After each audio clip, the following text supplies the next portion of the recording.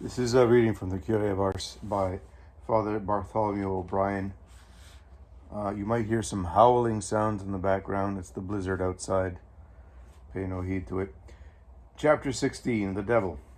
Even the devil came to Ars. Indeed, he had a reason. By the mouth of a possessed woman, he exclaimed one day to the Curé, "How thou makest me suffer! If there were 3 men on earth like thyself, my kingdom would be destroyed." Father Vianney was outwitting the proud devil by saving so many souls. The kingdom of heaven seemed to be growing faster than the kingdom of hell. Frustrated, the devil would roar like a bull, growl like a bear, or snarl like a dog in an effort to intimidate the curé. With a fearful voice, he would cry out, "Vianney! Vianney! Potato eater! Ah, thou art not dead yet. I shall get thee all right."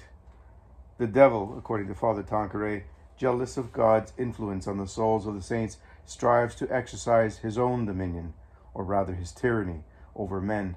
At times he, so to speak, besieges the soul from without by assailing it with horrible temptations. This is called obsession. The devil can act upon all external senses, upon the sense of hearing, by causing blasphemous or obscene words or songs to be heard, or by creating frightful noises, such as were experienced at times by the sainted Curé of Ars. The Spiritual Life, the Very Reverend Adolphe Tanqueray, page 718. For about 35 years, 1824 to 1858, the devil tried in vain to discourage the curé in his work for souls. But the devil fought a losing battle. As the wind fans the flames to burn more brightly, so those diabolical manifestations, far from snuffing out the curé's effort for souls, served rather to enkindle his zeal. At first, the curé thought a swarm of rats and mice had invaded his rectory, so he placed a pitchfork near the head of his bed. Night would come, and with the night, noises. It seems as if the rodents tore the curtains of his bed to threads, but when morning came, he would find all the curtains intact. Soon the curé feared to remain alone at night. He invited a husky young man of the village, Andrew Vercher, to stay at the rectory with him. He lasted only one night. At 1 o'clock, the handle and lock of the front door were violently shaken. Then the blows, like those of a club, pounded against the door. At the same time, the racket of the rumbling of many carts seemed to fill the rectory. My poor Vercher, the curé told later, was shaking with fear. Though he was holding his gun in his hand, he no longer knew he had a gun. It was not long before the curé realized the true nature of the uproar. "I came to the conclusion," he admitted to the bishop, "that it was the devil, because I was afraid. The good God does not frighten us." When he had reached that conclusion, the curé dismissed his bodyguard, discarded his pitchfork, and girded himself to meet the devil alone, ready, strong in faith, to resist the adversary. His weapons were many relics encased in large silver reliquary, prayer, the sign of the cross, and the words of contempt and scorn for the devil.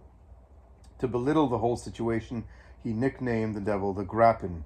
His simple remark to those who questioned him was, "One gets used to everything, my friend. The Grappin and I are almost comrades." The Grappin had work to do, and he did it. Nightly he visited the curé, annoying him by his continual and never-ending noise. Noise, noise, noise. That was his secret weapon.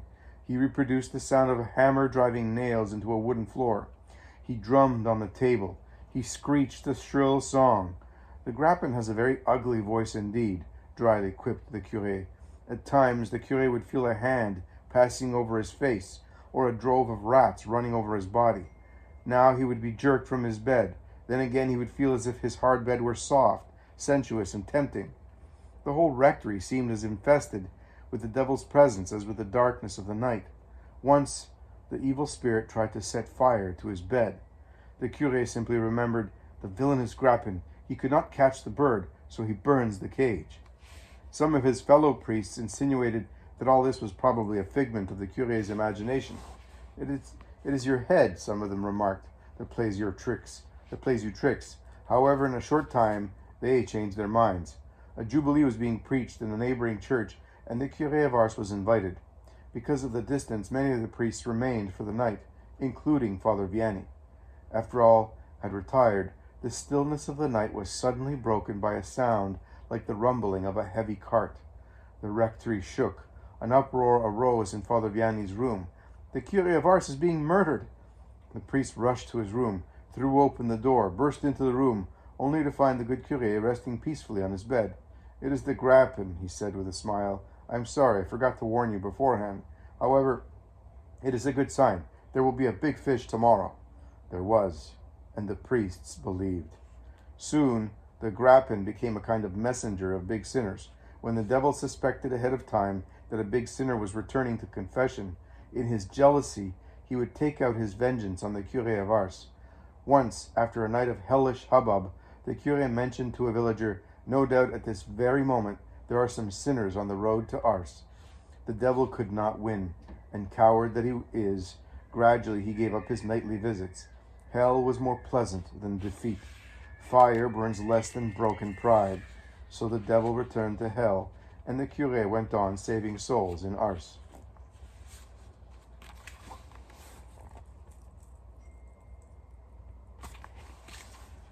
How pleasing to him is the short quarter of an hour that we steal from our occupations, from something of no use, to come and pray to him, to visit him, to console him for all the outrages he receives. Chapter 17. Flight. God gave the Curé of Ars the soul of a contemplative, yet he destined him to live a life of endless apostolic activity, his cross. Since the age of 11, he once admitted to the mayor, "I have been asking God to let me live in solitude. My prayers have never been answered." At another time, he revealed to a friend, "The good God grants me nearly all that I ask, except when I pray for myself." That native inner drive for solitude was intensified all the more by the well-nigh obsession that he had been guilty of presumption in assuming the responsibilities of a parish. "Ah," he used to sigh deeply, "it is not the labor that costs. That which terrifies me is the account that I must give as curé. You do not know what it is to pass from the care of souls to the tribunal of God."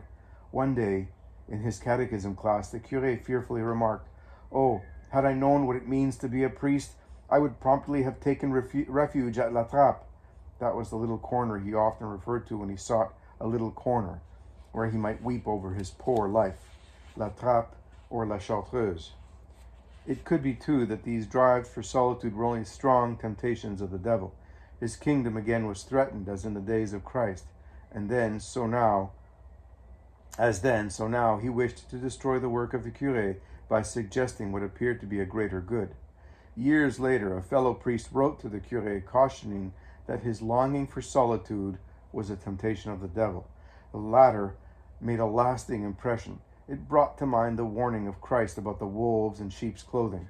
Probably God was only perfecting his servant by the martyrdom of obedience. To remain in the active apostolate in obedience to his bishop was truly a martyrdom for the contemplative soul of the Curé of Ars. On numerous occasions he petitioned his bishop to grant him a change, or to permit him to say farewell forever to the active life. He longed to have the bishop visit Ars, for it gave him another chance to make his petition in person. "The bishop is coming, and I'm going to ask him you know what." But the bishop's answer was always the same. On 3 separate occasions, the curé tried to run away from his parish. The first attempt was in 1840. Few knew about it. About 2 a.m, the curé left the rectory and took to the road. He was headed for Villefranche, when the inspiration struck him. "Is not the conversion of even one soul of greater value than all the prayers that I might say in solitude?" The inspiration fell on good soil.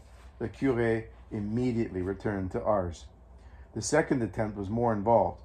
On the evening of May 3rd, 1843, the curé fell dangerously sick while reciting the May devotions to Our Lady. Everyone believed his end had come. Days passed, and the recovery seemed far from near. The curé himself longed to live longer, in order to weep for my sins and to do a little good. 4 doctors were present for consultation. 7 priests were at hand for the anointing. The curé thought that most of the devils of hell were infesting his room to snatch his soul.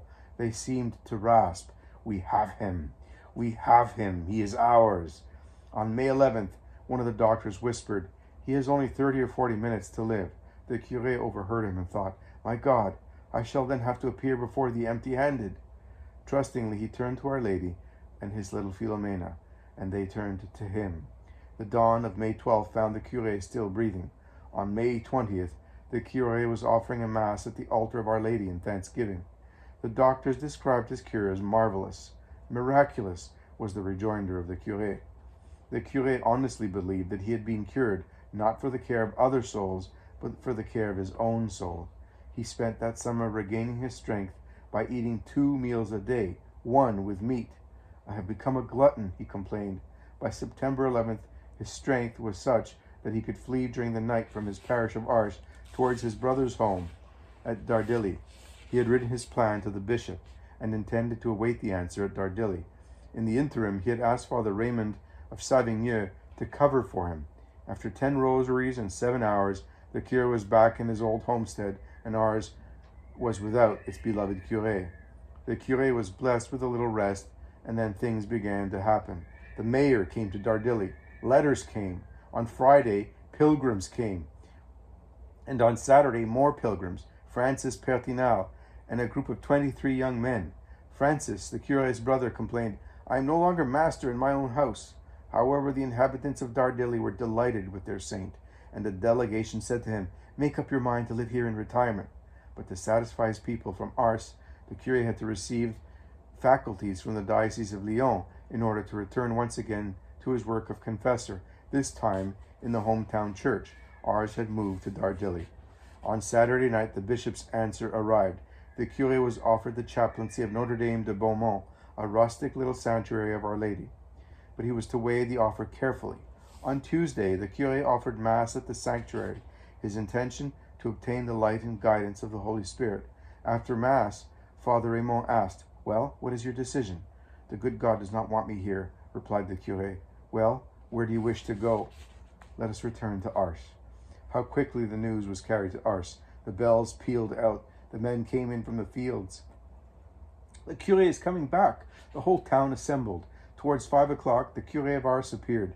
He looked at his people whom he loved, and was so overcome was he with emotion that he could only say to them, "I shall never leave you again. I shall never leave you again." This promise he kept for 10 years. On July the 25th, 1852, kind Bishop de Vie died. The curé of Ars now believed that the way was open for him to flee from Ars. On September the 1st of the following year, he confided to Catherine Lasagne, "I have been thinking that this time I must go." Poor Catherine. In her grief, she told Marie Filiette, and they both told Brother Jerome. He told Brother Athanase. He in turn told the new assistant, Father Tocanier. On Sunday night, as he prepared to leave Ars, the curé entrusted Catherine with a letter for the new bishop. As he stealthily stole down the stairs of the rectory, he met a delegation.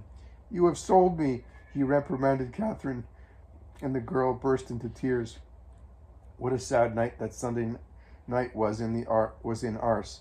The curé was leaving them. They took his breviary from him with the hope of discouraging him, but the curé returned to the rectory for another set. They rang the church bells in the middle of the night, and pilgrims lodging for the night in the lobby of the bell tower arose and joined the procession, but all seemed in vain. "Father, before you go, hear me. Let me finish my confession." "Oh no, kind Father, do not forsake us." "What? Father Vianney," remonstrated the assistant, you who know by heart the lives of the saints, have you forgotten the zeal of Saint Martin?